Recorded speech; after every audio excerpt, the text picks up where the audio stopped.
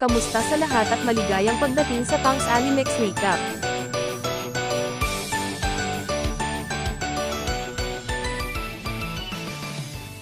Ang pangalan ng lalaking ito ay Daniel Park. Siya ay isang estudyante na palaging binubuli dahil sa kanyang pagiging mataba at hindi kaakit-akit na hitsura, at ang nambubuli sa kanya ay nagngangalang Logan Lee. Ngayong araw, patuloy na pinipilit ni Logan si Daniel na bigyan siya ng pera, ngunit wala ng pera si Daniel na maibibigay kay Logan. Trinatrato pa ni Logan si Daniel na parang isang alagang hayop, kaya inutusan niya si Daniel na umikot-ikot at tumahol na parang aso. Gayunpaman, hindi pa rin kontento si Logan. Tinawag niya si Daniel na baboy, kaya kinailangang gamulong-gulong ni Daniel na parang baboy sa harap ni Logan, na nagpatawa sa kanila sa kagalakan. Sa hindi inaasahan, patuloy na binugbog ni Logan si Daniel. Sinabi niya kay Daniel na ipinanganak itong isang kabiguan, na nagdulot kay Daniel na gustuhin na lamang mamatay. Nang hapong iyon, umuwi si Daniel sa kanilang bahay. Habang magluluto na sana siya ng noodles, naalala ni Daniel ang lahat ng kanyang tiniis, na nagpuno sa kanya ng kawalan ng pag-asa. Sa sandaling iyon, dumating din ang ina ni Daniel. Humingi agad ito ng paumanhin kay Daniel dahil nahuli siya sa pag-uwi. Pagkatapos, ipinagluto niya ito ng isang masarap na mangkok ng noodles, ngunit pinagalitan siya ni Daniel dahil nilagyan niya ito ng itlog sa takot na patuloy siyang tumaba. Habang kumakain si Daniel ng noodles, muli niyang naramdaman ang sakit. Nagpaalala ito kay Daniel sa mga nambubuli sa kanya, kaya sinabi niya, "Gusto kong lumipat ng paaralan." Hindi naintindihan ng ina ni Daniel kung bakit niya gusto iyon, ngunit inilihim ni Daniel ang tungkol sa bullying. Sinabi lamang niya na ito ay dahil masyadong mahigpit ang kompetisyon sa kanyang kasalukuyang paaralan. Gayunpaman, napakahirap ng ina ni Daniel. Hindi niya kayang magrenta ng bagong tirahan para sa kanya, at sinabi niya kay Daniel, "Iiwan mo ang mga kaibigan mo sa paaralang iyan," na nagpagalit kay Daniel. Sinumbatan niya ang kanyang ina na wala raw itong nagawang anuman para sa kanya. Sinuntok pa ni Daniel ang pader hanggang sa mabutas ito, saka pumasok sa kanyang kwarto nang may pagkabigo. Kinaumagahan, bumalik si Daniel sa paaralan. Habang nagkakatuwaan ang lahat, miserable naman ang pakiramdam ni Daniel. Aksidente siyang nabangga sa ilang mga babae. Pinagalitan siya ng mga ito agad-agad. Pagkatapos nito, si Daniel ang naging target ni Logan para sa isang sipa ng soccer, ngunit nagawa niya itong iwasan, na nagpagalit ng husto kay Logan dahil nakipagpustahan ito sa ibang tao. Kaya naman, patuloy na binugbog ni Logan si Daniel, dahil naging sanhi si Daniel ng kanyang pagkatalo. Nagdulot ito ng matinding sakit kay Daniel. Habang ang lahat ay nakatayo lang at nanunood, wala pa ring balak huminto si Logan. Nang ipagpapatuloy na sana niya ang pagpalo kay Daniel, biglang dumating ang ina ni Daniel. Labis itong nag-alala, kaya pinagalitan niya si Logan sa pagbugbog sa kanyang anak. Gayunpaman, narinig ni Daniel ang bulungan ng iba tungkol sa kanya, kaya sinigawan niya ang kanyang ina dahil sa pagpapahiya sa kanya sa harap ng lahat. Humingi pa siya ng paumanhin kay Logan. Nang hapong iyon, pagka-uwi ni Daniel sa bahay, nakita niya ang kanyang ina na naghihintay para makipag-usap sa kanya. Sa hindi inaasahan, sinabi niya kay Daniel, "Lilipat ka na ng paaralan," na ikinagulat ni Daniel. Lumabas na pumunta pala ito sa paaralan ngayong araw para sa kanyang paglipat. Naisip ni Daniel na talagang nagmamalasakit sa kanya ang kanyang ina. Dahil sa kanyang trabaho, hindi niya maiwan ang lugar na iyon, ngunit magsusumikap pa rin siyang kumita ng pera para makapagrenta ng matitirhan para kay Daniel, na nagpaiyak ng husto kay Daniel. Kinaumagahan, sinimulan ni Daniel ang kanyang paglalakbay patungo sa bagong lungsod. Napansin niya na ang kapitbahayan ay luma at sira-sira rin, ngunit naging mapayapa ang pakiramdam ni Daniel. Sa wakas, nakarating na siya sa kanyang bagong tahanan. Bagamat maliit at luma ang bahay, sinabi niya sa kanyang ina na maganda ang lugar. Sa sandaling iyon, nasa labas si Daniel para mamili ng mga grocery. Napansin niya na ang lahat ng nasa paligid niya ay nakadamit ng napakaganda. Bigla siyang nabangga sa isang babae. Sa hindi inaasahan, humingi ito ng paumanhin kay Daniel, na ikinagulat niya dahil hindi siya nakaranas ng ganoong pagtrato noon. Nagpasaya ito ng husto kay Daniel. Akala niya ay sa wakas ay nagsimula na siya ng bagong buhay, kaya nakaramdam si Daniel ng pananabik. Biglang may sumulpot na isang lalaki. Nakita nitong inaabala ni Daniel ang kanyang kasintahan, na nagpagalit sa kanya. Habang kinakabahan si Daniel, patuloy niyang sinubukang magpaliwanag, ngunit sinuntok ng lalaki si Daniel sa mukha. Biglang napagtanto ni Daniel na lahat ng tao ay nagla-livestream sa kanya, at patuloy na binubugbog si Daniel, na nag-iwan sa kanya ng pakiramdam na walang magawa. Nang hapong iyon, nakita ni Daniel ang kanyang larawan sa buong social media. Lahat ay nag-iiwan ng mga mapang-asar na komento tungkol sa kanya. Nagdulot ito sa kanya na maiyak ng husto dahil hindi naman pala nagbago ang kanyang buhay. Kinukutya pa rin ng mga tao ang kanyang hitsura, hanggang sa makatulog si Daniel. Nang magising siya, nakaramdam siya ng kakaiba sa kanyang katawan. Biglang nagulat si Daniel nang tumingin siya sa salamin. Wala siyang ideya kung sino ang gwapong lalaki sa harap niya, dahil ang kanyang matabang katawan ay nakahiga pa rin doon at natutulog. Nang subukan siyang gisingin ni Daniel, akala niya ay panaginip lang ito. Sa hindi inaasahan, ang gwapong lalaki ay nakahiga mismo sa tabi niya, na lubos na nagpagulat kay Daniel nang subukan niyang gisingin ang kabilang katawan. Natapos ito sa muling pagpapalit niya ng katawan, na nag-iwan kay Daniel na ganap na nalilito. Ngunit pagkatapos, naalala ni Daniel kung paano siya palaging binubuli. Sa sandaling iyon, napagtanto niya na baka magawa niyang baguhin ang kanyang buhay gamit ang bagong katawang ito. Kinaumagahan, dumarating ang mga estudyante sa paaralan habang ang gwapong lalaki ay hinahangaan ng mga babae, na nagpadama sa kanya ng kasiyahan sa atensyon. Bigla siyang nabangga ni Daniel, na nagpagalit sa lalaki. Ngunit walang nag-akala na si Daniel ay magiging napakagwapo. Nagdulot ito sa lahat na ibaling ang kanilang atensyon sa kanya. Pagkatapos nito, naglakad si Daniel papasok sa silid-aralan. Agad nitong ikinagulat ang lahat. Maging ang mga babaeng estudyante ay agad na nahulog ang loob sa kanya dahil napakagwapo niya. Nang dumaan si Daniel sa tapat ng babaeng ito, biglang nabasag ang kanyang salamin. Samantala, kinakabahan si Daniel dahil masyadong maraming tao ang nagbibigay pansin sa kanya. Natatakot pa nga siyang mabuli muli. Biglang napagtanto ni Daniel na ang lalaking nakaupo sa tabi niya ay ang mismong nambugbog sa kanya sa kalye, na nagpabahala kay Daniel. Sa hindi inaasahan, ipinakilala ng lalaki ang kanyang sarili kay Daniel. Lumalabas na ang pangalan niya ay Zack Lee. Kaya, ipinakilala rin ni Daniel ang kanyang sarili. Napagtanto niya na hindi siya nakikilala ni Zack. Habang naglalagay ng magandang make-up ang babaeng ito, ipinakilala niya ang kanyang sarili bilang Zoe Park. Lumabas na sinusubukan niyang makipag-flirt kay Daniel. Bigla, napansin ni Zack na nakatitig si Mira kay Daniel, na lubos na nagpasakit kay Zack, dahil si Mira ang babaeng mahal niya. Dahil doon, agad na nagalit si Zack kay Daniel. Nang dumating ang oras ng tanghalian, sa sandaling pumasok si Daniel sa kantin ng paaralan, ginulat niya ang lahat dahil napakagwapo niya talaga. Sa sandaling iyon, ipinakilala siya ni Zoe sa ibang mga seksyon. Hindi niya naintindihan kung bakit pinili ni Daniel ang fashion design class. Lumalabas na ang J High School ay isang bokasyonal na paaralan dahil masyadong mababa ang mga grado ni Daniel. Doon lamang siya sa klase na iyon pwedeng mag-enroll. Sa oras na iyon, patuloy na sumusunod si Zoe kay Daniel at nakikipag-flirt sa kanya. Samantala, ang sarap ng pakiramdam ni Daniel dahil, sa kauna-unahang pagkakataon, hindi na niya kailangang kumuha ng pagkain para sa iba. Ngunit inis pa rin si Zack kay Daniel. Pagkatapos, nagsimulang makaramdam ng antok si Daniel. Lumalabas na nag-e-ensayo pala siya para masanay sa kanyang bagong katawan kanina, na ikinagulat ng mga tao sa paligid niya.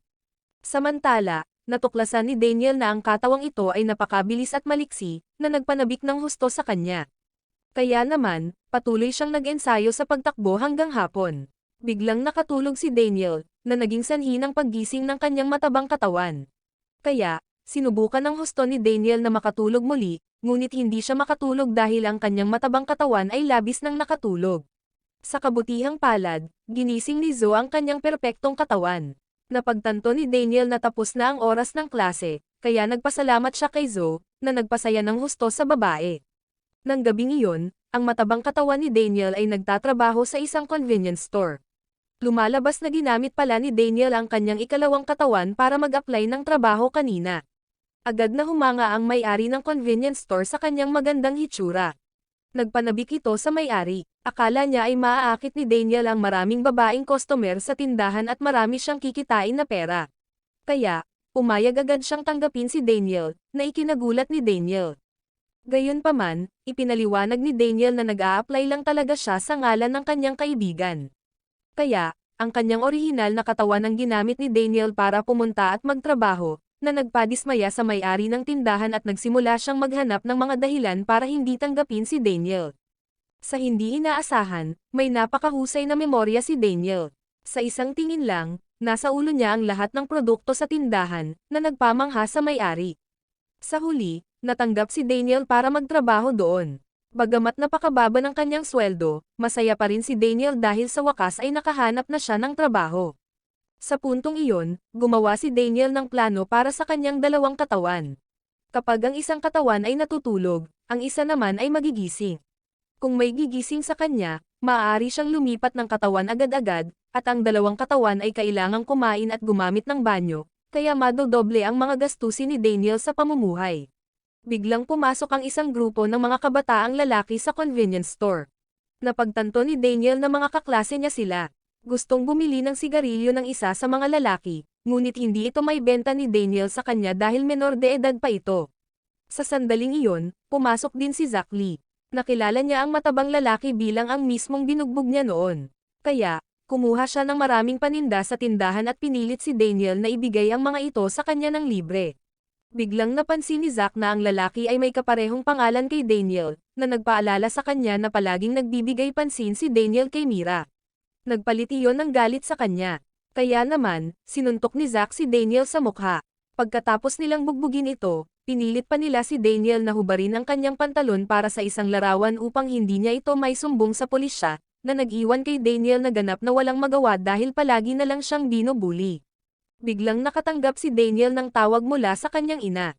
Gusto lang nitong kumustahin kung ano ang kanyang kalagayan, ngunit nagsinungaling si Daniel at sinabing maayos naman siya, kaya nakahinga ng maluwag ang kanyang ina. Sa oras na iyon, nag-iipon pa rin siya ng mga basurang papel para kumita ng pera para kay Daniel, dahil gusto niyang mag-focus ito sa pag-aaral ng walang alalahanin. Kinaumagahan, pumasok muli si Daniel sa paaralan gamit ang kanyang ikalawang katawan. Hindi pa rin maalis ng mga babae ang kanilang paningin sa kanya. Samantala, kinakabahan ang pakiramdam ni Daniel.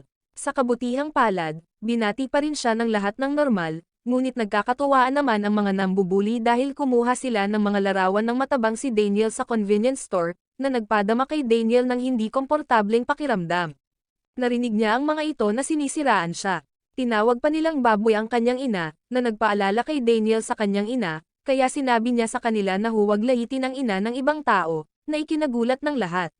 Biglang nagalit si Zack Lee, kaya ninais niyang makipag-away kay Daniel. Nag-usisa naman ang ibang mga estudyante. Hindi nila alam kung sino ang mananalo. Samantala, kinakabahan si Daniel dahil ayaw niyang makipag-away, ngunit nakita ni Zack na ipinagtatanggol ni Mira si Daniel, na nagpalong lalo sa kanyang galit. Habang sinisimula ni Zack ang kanyang pag-atake, biglang pinigilan siya ng isa pang estudyante. Lumabas na ang pangalan niya ay Jae-hong, at napakalakas din niya. Ngunit hindi pa rin umatras si Zack. Lumapit siya, handang sumuntok sa mukha ni Daniel. Napansin ni Daniel na ang suntok ni Zack ay napakabilis, ngunit mula pagkabata, hindi mabilang na beses nang nabugbog si Daniel, kaya nakikita niya ang paparating na suntok. Gayunpaman, masyadong mabagal ang katawan ni Daniel, kaya hindi niya maiwasan ang mga atake. Ngunit hindi inaasahan, ang kasalukuyang Daniel ay nakakaiwas ng may kadalian, na nagpagulat sa lahat. Lalong nagalit si Zack dahil dito. Patuloy niyang inatake si Daniel, ngunit umiwas si Daniel na parang si Goku na gumagamit ng Ultra Instinct. Nang masukol si Daniel, akala ng lahat ay matatamaan na siya. Sa hindi inaasahan, hinarangan ni Daniel ang suntok ni Zack, na ikinagulat ni Zack. Napagtanto niya na talagang malakas si Daniel. Para siyang isang street fighter. Samantala, kinakabahan pa rin si Daniel dahil hindi niya alam ang susunod na gagawin. Ngunit pagkatapos, napansin niya ang lahat na may pananabik na kumukuha ng larawan sa kanya, na nagpaalala kay Daniel sa lahat ng oras na binubuli siya. Kaya, itinikom niya ng mahigpit ang kanyang kamao. Habang umaatake muli si Zack, naisip ni Daniel ang kanyang ina, at nagpakawala siya ng isang malakas na suntok diretso sa tiyan ni Zack, na agad na nagpabagsak kay Zack sa lupa, na nagpagulat sa lahat, dahil natalo ni Daniel si Zack sa pamamagitan ng isang suntok lamang, habang si Daniel mismo ay hindi makapaniwala kung gaano kalakas ang kanyang suntok. Sa sandaling iyon, ang balita tungkol sa pagbugbog ni Daniel kay Zack ay kumalat sa buong paaralan. Dahil dito, nag-usisa ang mga nambubuli mula sa ibang klase tungkol kay Daniel, kaya ninais nilang pumunta para makilala siya. Nang gabing iyon, Ipinagpatuloy ni Daniel ang pagtatrabaho gamit ang kanyang orihinal na katawan, ngunit ang mga customer ay mababa ang tingin sa kanya, hindi tulad ng pagtrato sa kanya ng mga tao sa paaralan, na nagpadismaya kay Daniel sa mundo. Biglang pumasok ang isang lalaking may salamin sa convenience store. Napagtanto ni Daniel na sinusubukan nitong magnakaw ng sigarilyo, kaya sinubukan ni Daniel na pigilan siya, ngunit tumakbo ang lalaki palabas. Hinabol siya ni Daniel. Nang pumasok si Daniel sa isang eskinita, nalaman niya na ang mga nambubuli sa silid-aralan ay naghihintay doon. Inilabas nila ang larawan ni Daniel para pagbantaan siya.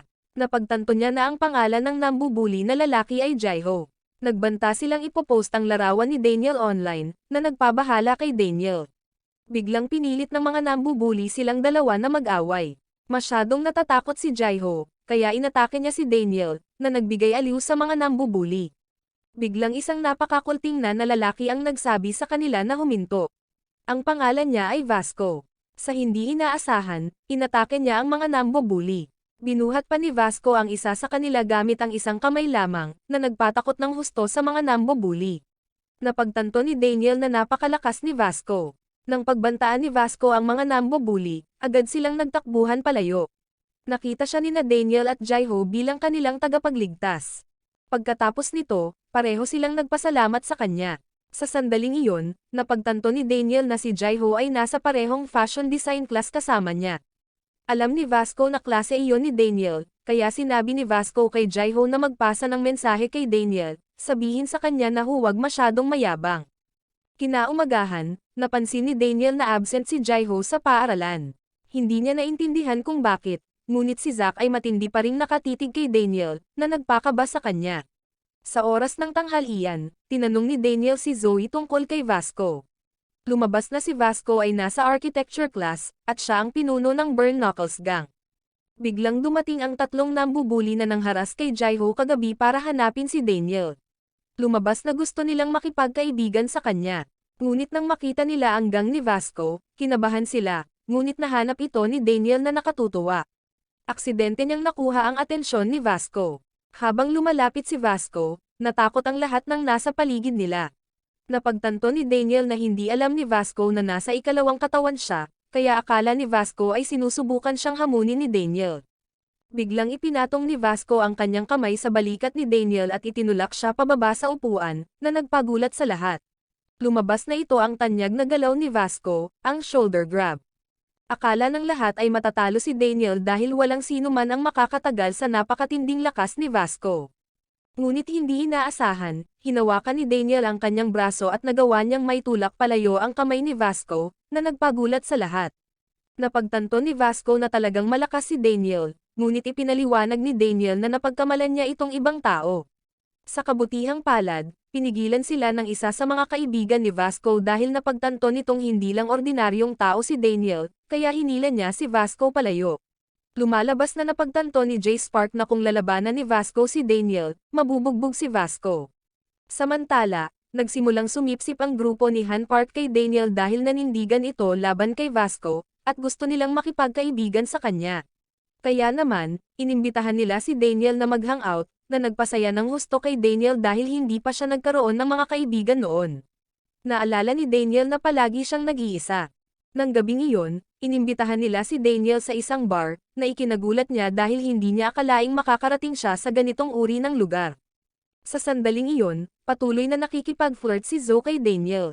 Biglang sumulpot din si Zack. Nang makita niya si Daniel, mukha siyang inis. Hindi naintindihan ni Zack kung bakit narito si Daniel. Pagkatapos, sinimulan nilang alukin si Daniel ng ilang alak, ngunit agad siyang tumanggi dahil hindi pa siya nakakainom noon. Samantala, ipinakita ni Zoe ang kanyang mapang-akit na figura sa harap ni Daniel. Dahil dito ay namula siya. Tinanong nila si Daniel kung saan siya nakatira at sinabing gusto nilang bisitahin ang kanyang lugar, ngunit tumanggi si Daniel. Ipinaliwanag niya na nakatira siya kasama ang isang kaibigan na huminto sa pag-aaral at nagtatrabaho sa night shift, dahil ayaw ni Daniel na malaman nila ang kanyang lihim. Ipinagpalagay nila na ang kaibigan ni Daniel ay isang uri ng gangster. Sa hindi inaasahan, nalasing si Zack. Tinanong ni Daniel kung sila ba ni Mira ay nagde-date dahil madalas niya silang makitang magkasama. Ngunit sinabi ni Zoe na gusto lang ni Zack na imbitahan si Mira na mag-hangout, kaya hindi sila opisyal na magkasintahan. Nagpalit iyon ng galit kay Zack, ngunit pinuri siya ni Daniel at sinabing bagay sila ni Mira, na nagpadama kay Zack ng kasiyahan, kaya naging malapit sila sa isa't isa. Samantala, inakala ng grupo ni Han Park na dahil narito sina Daniel at Zack, hindi na nila kailangang matakot kay Vasco, at patuloy nilang kinukutya si Jaiho, na nagpadama kay Daniel ng hindi komportableng pakiramdam. Ipinagmalaki nila ang mga larawan ng pagbuli kina Daniel at Jaiho sa kanilang mga telepono. Hindi nila inaasahan na nakainom si Daniel, at agad niyang binasag ang kanilang mga telepono, na nagpabahala sa kanila dahil kayang durugin ni Daniel ang isang telepono gamit ang isang kamay. Lumabas na lasing si Daniel at agad siyang nawalan ng malay. Sa sandaling iyon, nagising si Daniel sa kanyang unang katawan, kaya sinubukan niyang bumalik sa pagtulog. Sa hindi inaasahan, napanaginipan ni Daniel na humihingi ng paumanhin si Logan sa kanya, ngunit panaginip lang pala ito. Napagtanto ni Daniel na hindi siya makalipat ng katawan, kaya tumakbo siya patungo sa bar. Samantala, hindi alam ng grupo ni Zo ang gagawin dahil lasing ang ikalawang katawan ni Daniel. Sa kabutihang palad, dumating si Daniel sa tamang oras. Sa kabutihang palad, naging maayos ang lahat. Napagtanto ng grupo ni Han Park na nagtatrabaho siya sa convenience store, ngunit ang kanilang reaksyon ay ganap na naiiba kaysa noong nasa ikalawang katawan siya. Ipinaliwanag ni Daniel na pumunta siya para sunduin ang isang kaibigan, ngunit hindi sila naniwala sa kanya. Kaya, kinailangang sabihin ni Daniel na hiniling ng kanyang kasama sa bahay na pumunta siya. Akala ng lahat ay nagtatrabaho si Daniel para sa mga gangster, kaya pinayagan nilang iuwi ni Daniel ang kanyang ikalawang katawan. Habang paalis sila ng bar, nakakita sila ng isang boxing arcade machine. Kaya, ipinakita ni Zack kay Daniel ang isang diskarte sa boxing. Una, itaas ang iyong kanang kamay malapit sa iyong pisngi, ang mga paa ay kasing lapad ng balikat, pagkatapos ay humakbang ng isang hakbang pasulong at magpakawala ng isang tuwid na suntok. Sa hindi inaasahan, nakakuha si Zack ng 872 puntos, na nagpagulat sa lahat. Ngunit sinabi ni Zack, gaano man kalakas ang suntok, kung iiwasan ito ng kalaban, walang silbi. At sinabi ni Zack kay Daniel, huwag mong hayaang may sumuntok sa iyo muli. Ngunit lasing pa rin si Zack, kaya inihatid nila ito sa bahay. Sa sandaling iyon, nagpa siya si Daniel na subukan ding sumuntok.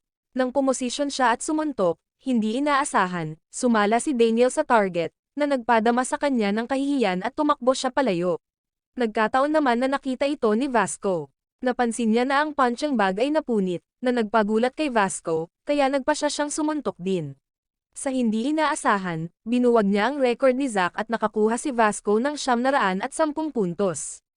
Kinaumagahan, pumasok si Daniel sa paaralan. Patuloy na sumusunod si Zo at nakikipag-flirt sa kanya. Lumabas na napagtanto ni Daniel na maaari lamang siyang magising sa katawang ito pagkatapos mawala ang amats ng alak. Nang pumunta si Daniel sa kantina, nakita niya si Jaiho. Kaya naman, sinimulan ni Daniel ang pakikipag-usap sa kanya. Alam niyang palaging binubuli ng grupo ni Han Park si Jaiho. Pagkatapos ay inimbitahan siya ni Daniel na magtanghalian magkasama, na ikinagulat ni Jaiho. Samantala, hindi naintindihan ng grupo ni Han Park kung kailan naging malapit ang dalawa. Habang ang unang katawan ni Daniel ay natutulog pa rin, dumating ang ina ni Daniel para bisitahin siya, na ikinagulat nito dahil wala si Daniel sa cram school. Nang umuwi si Daniel galing sa paaralan, nakita niyang nakabukas ang pinto, na nagpabahala kay Daniel. Nang makita siya ng ina ni Daniel, nagulat ito. Hindi niya nakilala kung sino si Daniel. Kaya, ipinaliwanag ni Daniel na kaibigan siya ng kanyang anak, na nagpasaya ng husto sa ina. Habang gigisingin na sana nito ang kanyang anak, pinigilan niya agad ang kanyang ina. Sa sandaling iyon, ipinaliwanag ni Daniel na magkasama silang naninirahan para makatipid sa renta, na ikinagulat ng ina ni Daniel dahil napakaliit ng bahay. Nang malaman niya na nagtatrabaho si Daniel ng part-time sa gabi kaya kailangan nitong matulog ng marami, nag-alala ang ina ni Daniel dahil ayaw niyang magdusa ang kanyang anak ng ganoon. Bigla, ninais niyang makipag-usap sa kanya ng pribado, kaya dinala siya ni Daniel sa isang mamahaling kafe. Lumabas na si Jay Spark ay nagtatrabaho ng part-time doon. Nakita niya si Daniel, na ikinagulat niya, habang ang lahat sa paligid ay namangha dahil napakagwapo ni Daniel. Sa sandaling iyon, hindi alam ng ina ni Daniel kung ano ang o-orderin dahil hindi pa siya nakakapunta sa ganoong kamahal na lugar noon. Nang makita niya ang isang tasa ng kape na masyadong mahal, nagpabahala ito sa kanya. Kaya, pinili ng ina ni Daniel ang pinakamurang kape. Pagkatapos, tinanong niya ang kanyang pangalan. Sinabi niya na ang pangalan niya ay Daniel din, na ikinagulat nito. Masaya siya na ang kanyang anak ay nakahanap ng isang kaibigan. Nagkataon naman na nandoon din si Vasco. Sinabi ni Jay Spark na nakikipag-usap si Daniel sa ina ng matabang si Daniel, na ikinagulat niya. Sa sandaling iyon, inakala ng ina ni Daniel na kailangan ng kanyang anak ng karagdagang pera. Kaya siya nagtatrabaho ng part-time, at nagbahagi siya ng marami tungkol kay Daniel dahil alam niyang madalas binubuli ang kanyang anak. Kaya naman, kailangan niyang magsumikap para bigyan si Daniel ng mas magandang buhay, na nagpadama kay Daniel ng kalungkutan. Napagtanto niya na palaging iniisip siya ng kanyang ina. Dahil ayaw niyang mag-alala ito, nagsinungaling si Daniel at sinabing maayos naman ang kanyang kalagayan. Samantala, naalala ni Vasco ang mga oras na binubuli si Daniel, na nagpagalit sa kanya. Inakala ni Vasco na palaging binubuli ni Daniel ang matabang lalaking iyon. Sa sandaling iyon, nakaramdam ng pagsisisi si Daniel dahil minsan na siyang nagsalita ng marahas sa kanyang ina. Bigla, humingi ang ina ni Daniel ng ilang walang lamang karton mula sa kafe. Napagtanto ni Daniel na palaging kailangang mangolekta ng kanyang ina ng mga bagay na iyon upang kumita ng pera. Kailangan pa niyang magtrabaho sa 2 trabaho para lamang matustusan ang kanyang matrikula. Bigla, iniabot niya kay Daniel ang isang perang papel, na ikinagulat niya. Kaya, sinubukan niyang tanggihan ito, ngunit ipinilit ng kanyang ina na kunin niya ito, at sinabi nito, mangyaring maging isang mabuting kaibigan ka sa aking anak. Kaya, nagpasya si Daniel na tanggapin ang pera upang mapalagay ang loob ng kanyang ina. Sa hindi inaasahan, nakita ito ni Vasco, na nagpagalit ng husto sa kanya dahil akala niya ay pinagkakakitaan ni Daniel ng pera ang matanda sa pamamagitan ng pangangikil.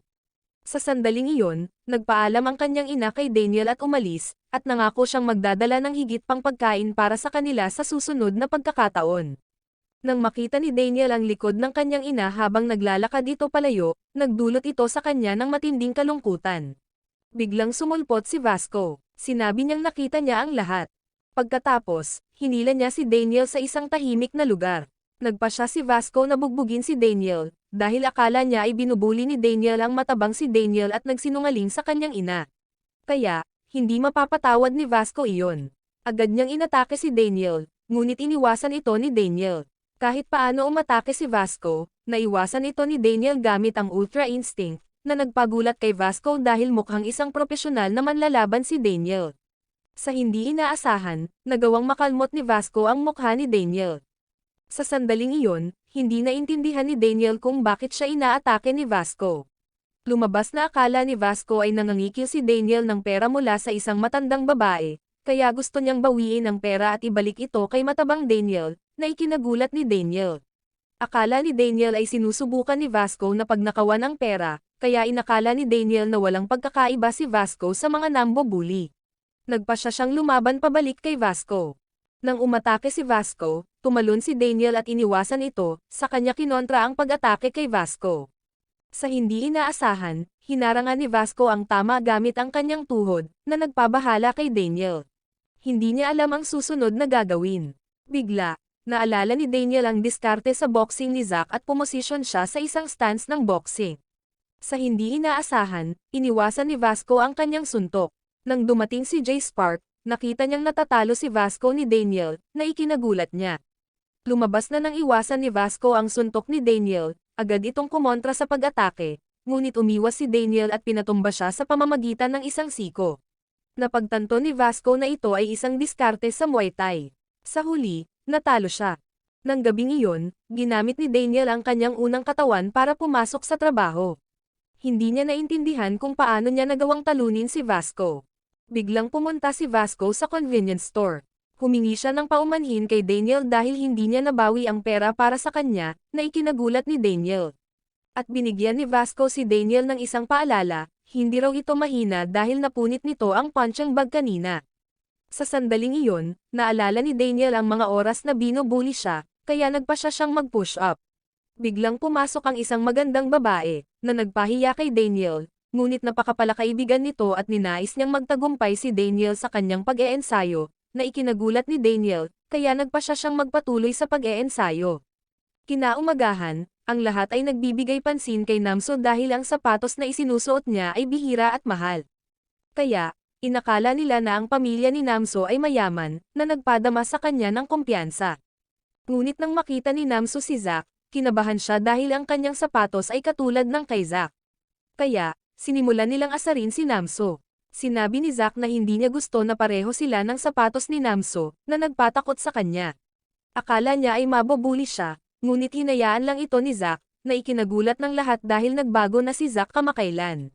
Samantala, nagalit si Namso, ngunit labis pa rin siyang ipinagmamalaki ang kanyang sapatos. Nang pumasok si Namso sa silid-aralan, napansin ng lahat ang singsing sa kanyang daliri, na ikinagulat nila. Akala ni Namso ay nakatingin ang lahat sa kanya, ngunit lumabas na nakatingin pala sila kay Jae-hong dahil nagsuot ito ng 5 marangyang singsing. Akala ng lahat ay may mahusay siyang estilo. Akala ng dalawang lalaki ay ang mga singsing na iyon lang ang mayroon siya, ngunit sinabi ni Namso na ang Hublot watch na isinusuot nito ay limitado rin ang edisyon. Hindi naintindihan ng mga tao kung paano nagkaroon si Jae-hong ng lahat ng mga branded na gamit na ito. Napagtanto ni Zack na ang pamilya ni Jae-hong ay tiyak na mayaman, ngunit bahagya lang itong nagsasalita, kaya hindi makalapit ang mga babae sa kanya, na nagpadismaya sa kanila. Biglang dumating si Daniel, at agad na nagtipon ang mga babae sa paligid niya, habang ang grupo ni Namso ay hindi gusto si Daniel dahil ninakaw nito ang lahat ng kanilang spotlight, kahit na si Daniel ay walang kaalaman sa fashion.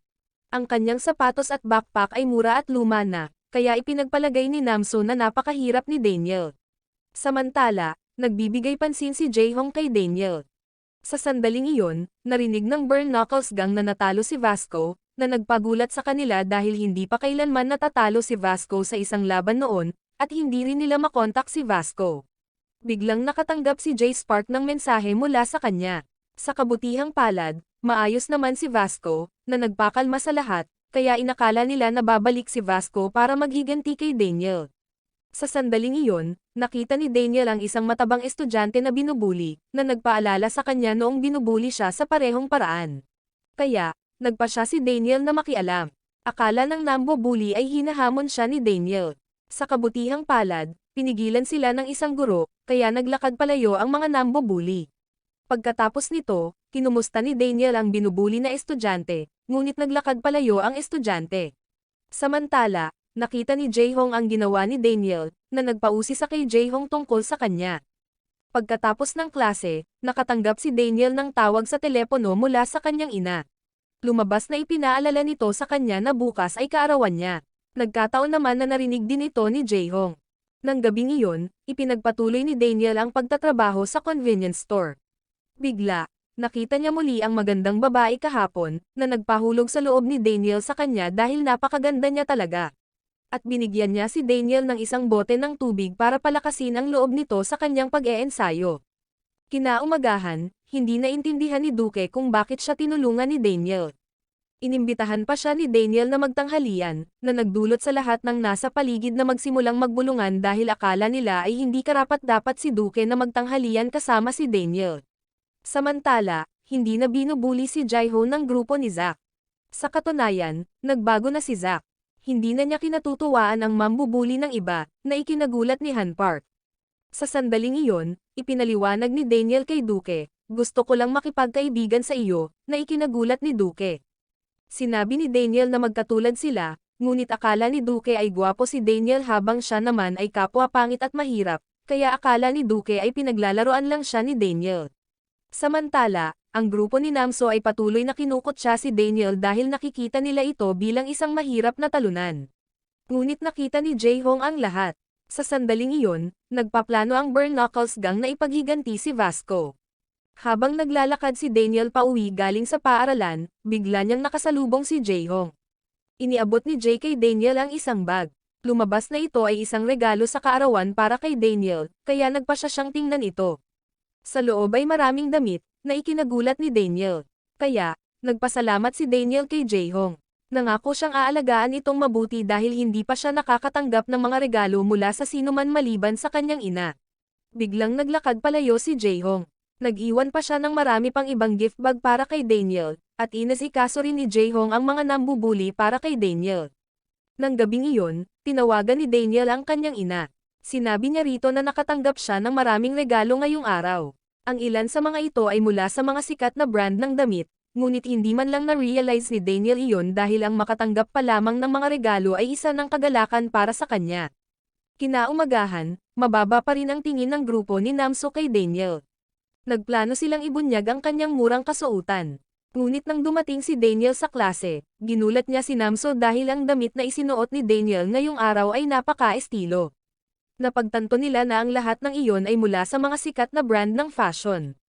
Lumabas na inihanda pala ni Jae-hong ang lahat ng regalong iyon para kay Daniel, ngunit hindi niya alam kung paano ito sasabihin ng direkta kay Daniel, kaya isinulat na lang ni Jae-hong ang "Happy Birthday".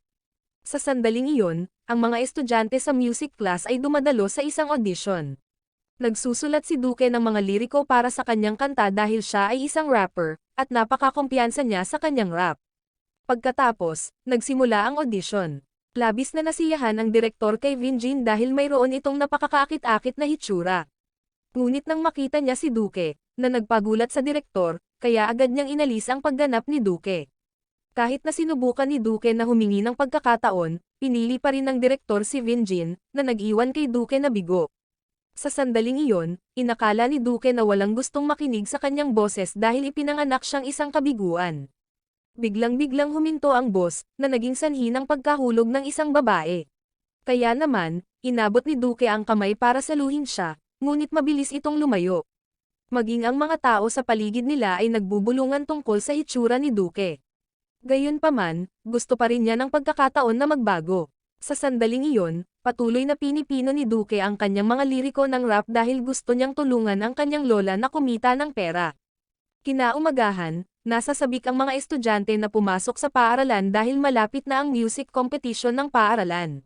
Nais din ni Duke na magpalista para sa music competition. Biglang dumating si Daniel at binati si Duke. Ngunit hindi naintindihan ni Duke kung bakit pala kaibigan si Daniel sa kanya, kaya iniwasan niya si Daniel. Pagkatapos, bumalik si Duke sa klase at ipinagpatuloy ang pagsusulat ng mga liriko ng rap. Biglang sinipa siya ni Vinjin pababa. Kinuya niya si Duke dahil sa pagkabigo sa audition. Nang subukan ni Duke na bawiin ang kanyang kwaderno, patuloy nitong pinukpok si Duke dahil akala nila ay talunan lang si Duke at wala itong magagawang anuman. Nang hapong iyon, wala nang kumpiyansa si Duke na sumali sa music competition. Nang maglaon, pumunta si Duke sa tindahan ng street food ng kanyang lola. Kahit gutom siya, hindi niya makain ang pagkain nito dahil ito ay nakalaan para ibenta. Biglang sumulpot ang grupo ni Vinjin. Akala ng kanyang lola ay mga kaibigan sila ni Duke, kaya ninais nitong itreat ang mga ito ng pagkain, na nagpanabik ng husto sa kanila. Nakita sila ni Duke na kumakain ng libre ng walang anumang kahihiyan, na nagpagalit sa kanya, ngunit wala pa rin siyang magagawa para pigilan sila. Pagkatapos nilang mabusog, napagtanto ni Duke na kinain nila ang lahat ng pagkain ng kanyang lola. Pagkatapos, binigyan pa sila ng kanyang lola ng ilang pagkain para iuwi, at sinabi nito sa kanila na maging mabuting kaibigan kay Duke. Ngunit pagkaalis nila, itinapon agad nila ang pagkain nito, na nagpagulat kay Duke. Kinaumagahan, kinutsa pa nila ang luto ng kanyang lola, na sinasabing napakasama nito, na nagpagalit ng husto kay Duke, ngunit wala pa rin siyang magagawang anuman kay Vinjin. Pagkatapos, oras na ng tanghalian. Ang mga babae ay nagbibigay pansin pa rin kay Daniel.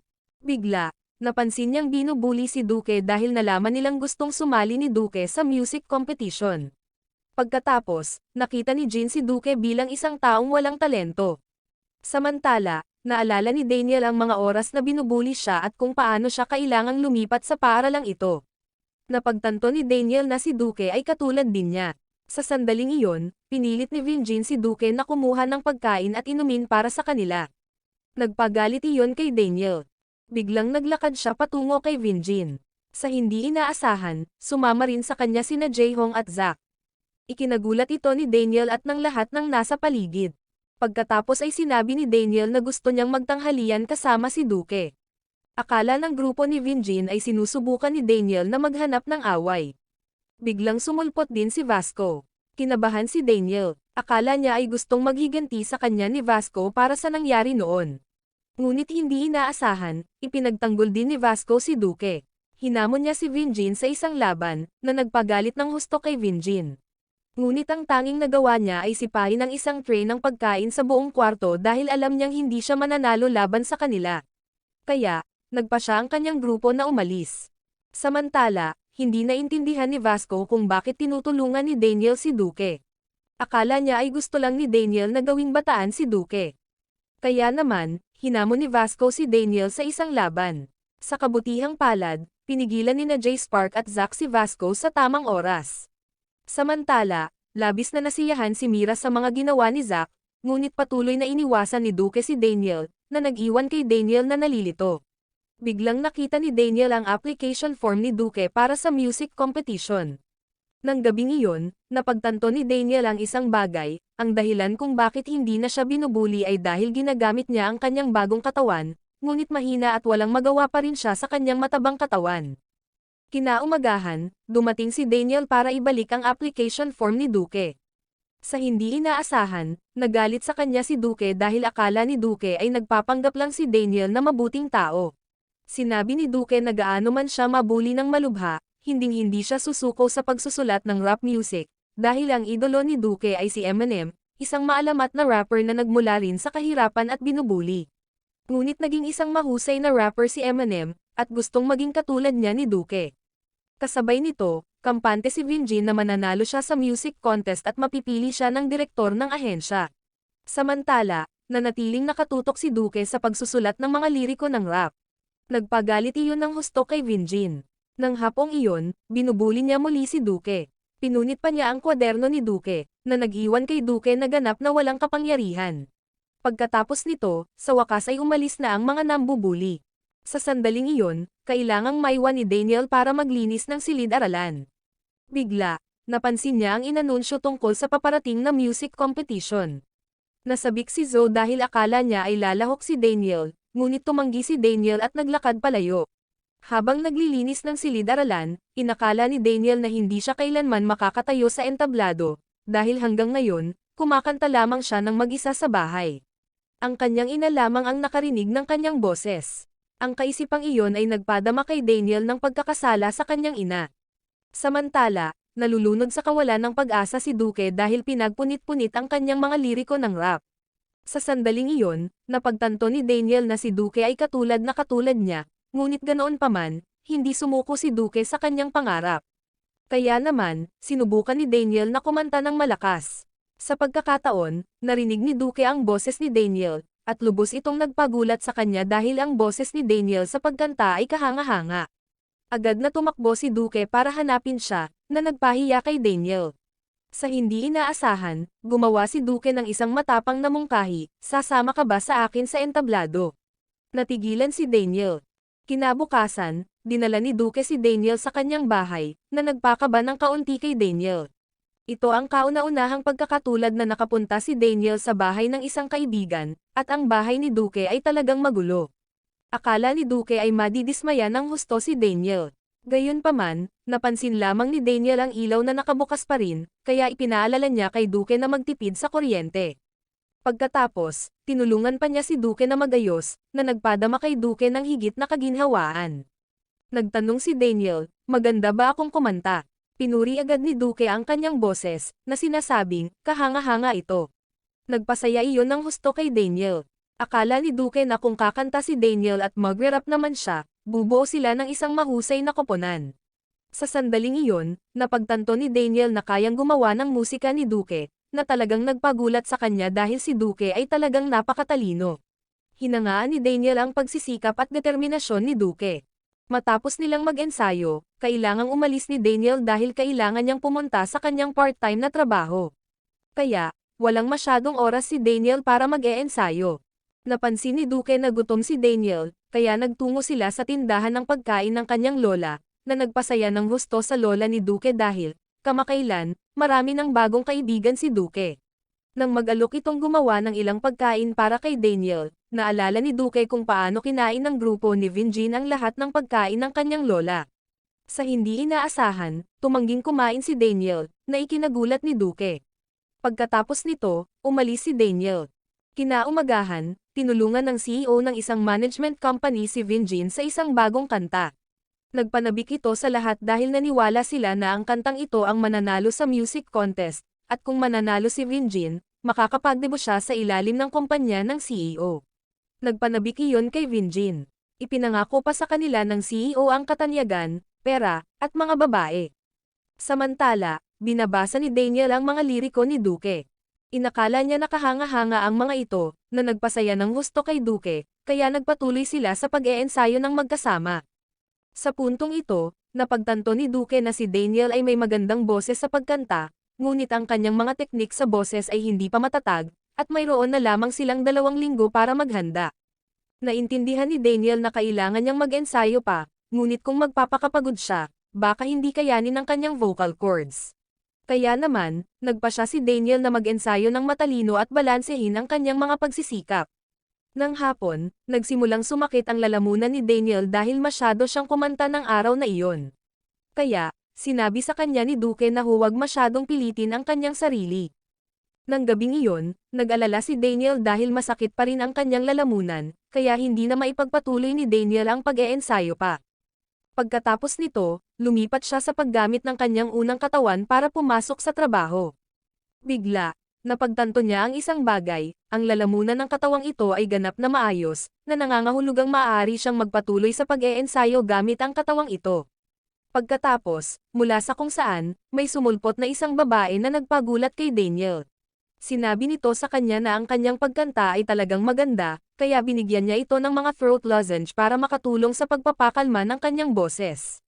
Pagkatapos nito, nagpatuloy si Daniel sa pag-eensayo. Kinaumagahan, nagulat si Duque dahil napakalaki ng ipinagbago ni Daniel. Nagsimulang isipin ni Duque na si Daniel ay maaaring isang henyo. Pagkatapos, nagpatuloy sila sa pagsasanay ng magkasama.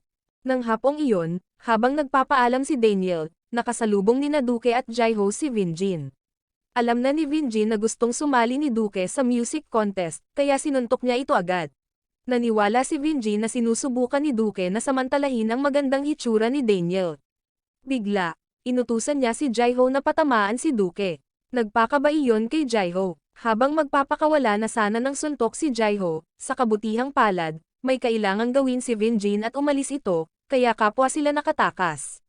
Samantala, nagtatrabaho si Daniel sa convenience store. Bigla, dumating sina Duque at Jaiho para hanapin siya. Ikinagulat iyon ni Daniel dahil hindi siya kilala ni Duque sa katawang ito. Pagkatapos, humingi ng paumanhin si Jaiho kay Daniel sa pagnanakaw sa kanya noong huling pagkakataon. Ipinaliwanag niya na pinilit lang siya ng mga nambubuli na gawin ito, kaya pinatawad siya ni Daniel. Lahat sila ay nagbahagi ng magkakaparehong pakikibaka sa buhay, kaya nagsimula silang magbukas sa isa't isa. Sinabi ni Daniel na binubuli din siya sa kanyang dating paaralan. Kapag nagtatagpo ang mga taong may parehong sakit, mabilis silang nagiging komportable sa isa't isa. Pagkatapos, sinimulan ni Jaiho at Duque ang pag-uusap tungkol sa gwapong Daniel. Siya ang nagpatigil sa kanila sa pagiging bully, at palagi niya silang tinatrato ng mabuti. Sa pagkakataon, narinig ni Vasco ang pag-uusap. Ikinagulat iyon ng kanilang tatlo. Nagtanong si Vasco kung ang bagong estudyante ay talagang mabuting tao. Matapos marinig ang kanilang paliwanag, napagtanto ni Vasco na napagkamalan niya ang gwapong Daniel. Bigla, sinabi ni Vasco sa matabang si Daniel, kung kailangan mo man ng makakasama sa pag-eensayo, hanapin mo lang ako. Pagkatapos, naglakad palayo si Vasco. Kinabukasan, ipinagpatuloy ni Duque at Daniel ang kanilang pagsasanay sa boses. Sa sandaling magsimulang kumanta si Daniel, kapwa nagulat sina Duque at Jaiho dahil ang kanyang pagkanta ay ganoon kahanga-hanga. Napagtanto ni Daniel na ito ay resulta ng pag-eensayo ng 24 na oras sa isang araw. Naniwala si Duque na kung pagsasamahin nila ang rap at vocal, tiyak na mananalo sila. Samantala, nakakakuha si Vinjin ng maraming papuri mula sa direktor ng ahensya. Nagpakumpiyansa iyon sa kanya na tatalunin niya ang koponan ni Daniel. Kinaumagahan, sa wakas ay nagsimula na ang festival ng paaralan. Nasa sabik ang lahat, dumating din ang magandang babae na madalas pumunta sa convenience store ni Daniel. Habang abala ang mga babae sa pamimili, si Zack naman ay nag-host ng mga laban sa boxing. Sino mang makakatalo sa kanya ay mananalo ng perang pusta. Bigla, napansin ng ilang lalaki kung gaano kaganda ang babaeng iyon, kaya sinubukan nilang lumapit sa kanya, ngunit ang bodyguard na naglalakad sa tabi niya ay mukhang nakakatakot. Samantala, naghahanda sina Daniel at Duque para sa kompetisyon. Bigla, namataan ni Daniel ang babaeng madalas niyang makita sa convenience store, kaya hinabol niya ito. Sa sandaling iyon, nakikipagkompetensya si Vasco sa isang laban sa arm wrestling, ngunit nanalo siya ng walang kahirap-hirap. Pagkatapos, nakita niya si Daniel na tumatakbo sa paligid na may hinahanap. Sa wakas ay nahabol at binati ni Daniel ang babae na si Crystal, ngunit hindi siya nito nakilala.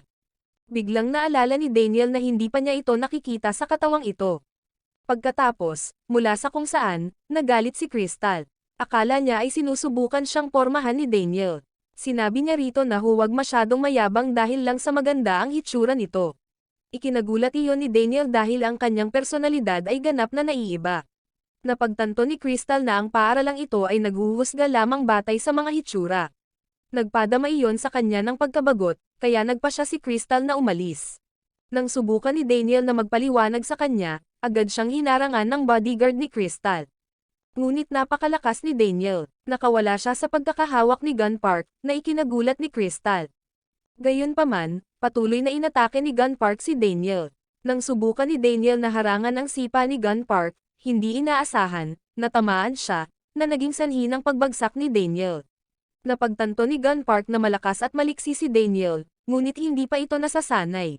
Nang subukan siyang pigilan ni Crystal, gayunpaman, hindi nakinig sa kanya si Gunpark dahil ang kanyang misyon ay pigilan ang sinuman na hawakan si Crystal.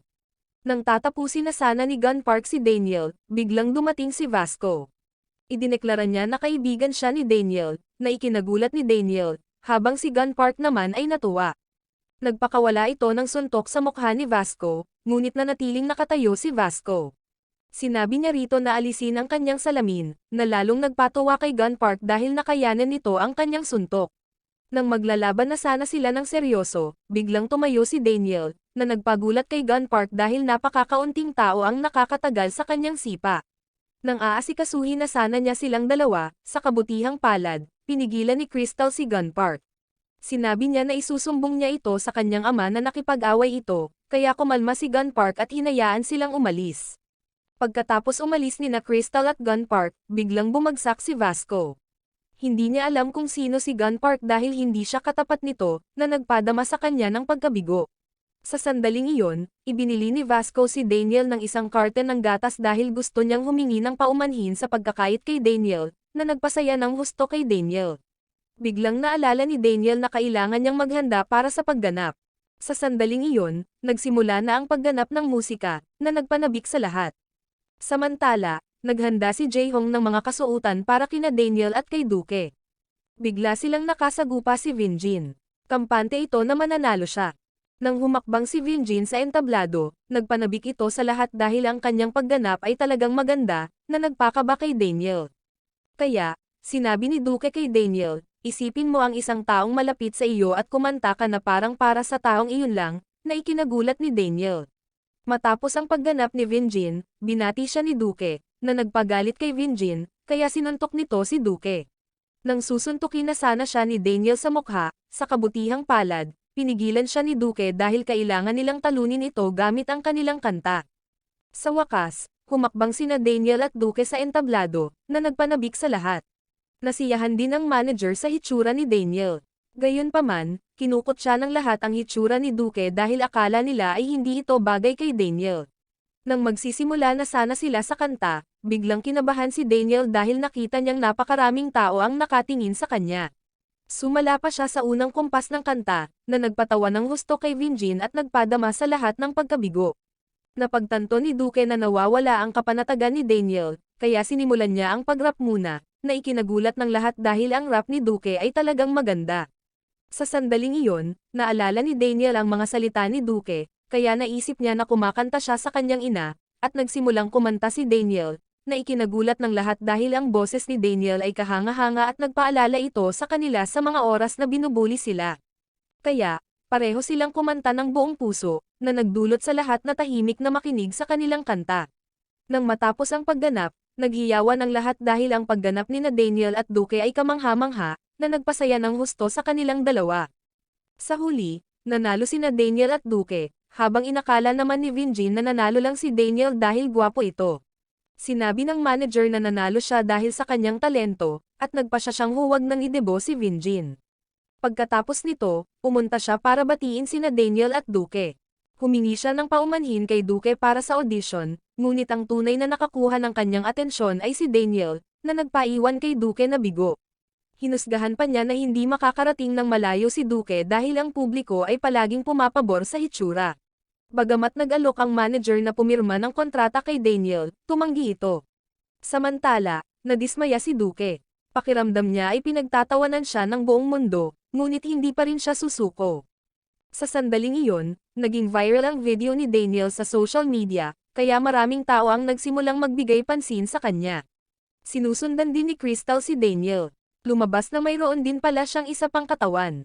Kinaumagahan, ipinagpatuloy ni Daniel ang pagpapalit ng katawan para pumasok sa paaralan. Unti-unti na siyang nasasanay sa buhay na ito, at marami na siyang naging kaibigan.